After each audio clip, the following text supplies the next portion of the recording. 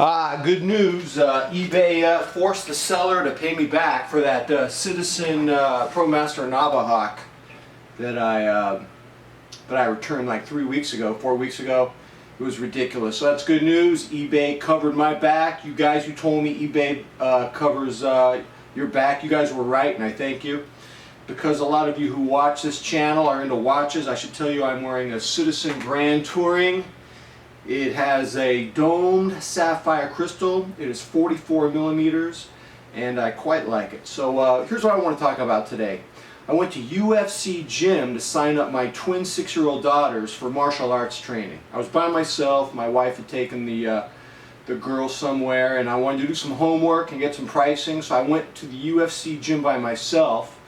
And the pricing was very good, and the salesman was very nice, and he showed me around the gym, and he goes, "Hey, and by the way, McMahon, maybe since your daughters are signing up, I could put you on the same package." And I was looking around, and I was thinking, no way am I signing up at this gym.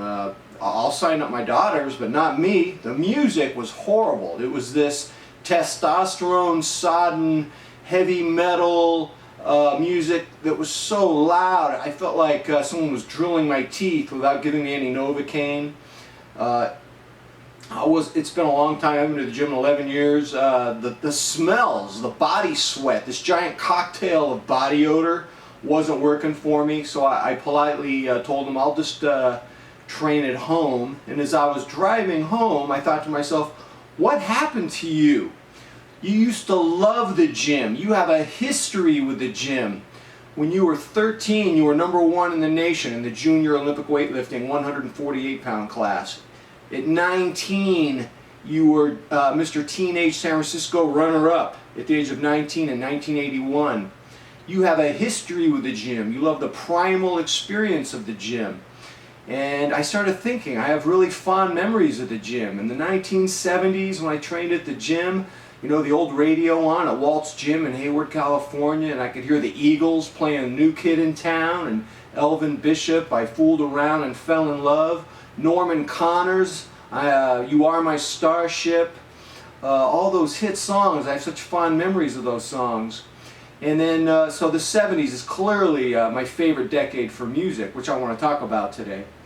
I tolerated gym music in the 80s and the 90s, and then something happened in 2005 where I quit the gym. Something in my brain shut down, and I remember the gym, maybe I was too old. You know, I was about 43 years old. The gym was no longer a primal experience. There was too much chatting, too much Starbucks happy talk. There was so much chirping going around. I felt I was in less of a gym and more of a bird aviary.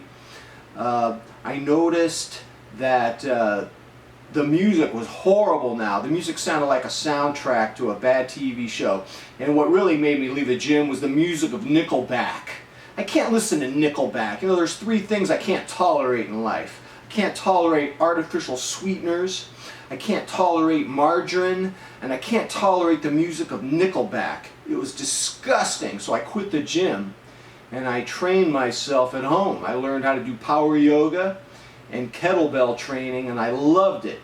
I sweat like a fire alarm sprinkler, so I like to be alone when I work out. You know, sweating's a personal thing.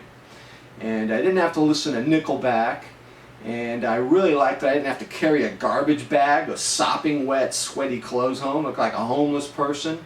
And my wife will tell you this, I didn't catch colds anymore. I was catching colds at the gym. I don't know if I was getting them on the treadmill or in the sauna or whatever. I was catching colds at the gym. That went away. Last thing I'll say about the gym that I don't miss, those hour-long cardio workouts, I felt like a laboratory rat. Just a hamster on a hamster wheel. How dehumanizing it was. I've never loved exercise more than kettlebell workouts. Absolutely love the kettlebell workouts.